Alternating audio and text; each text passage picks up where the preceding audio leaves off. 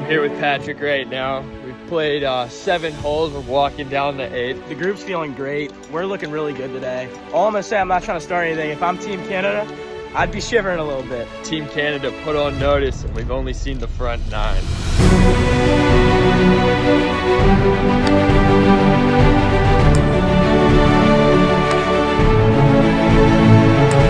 How many times can you do it? My highest is 120. 120? Yeah, but What's the story behind the dragon?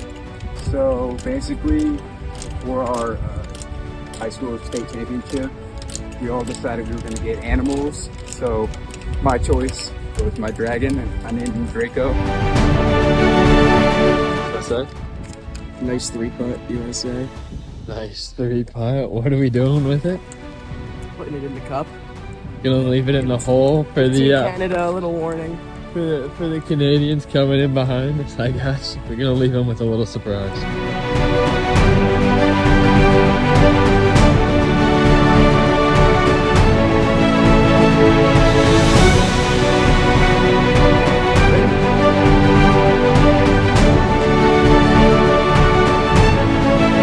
It's super easy. I had to learn how to do it to my brother. Oh. I don't think I left enough room.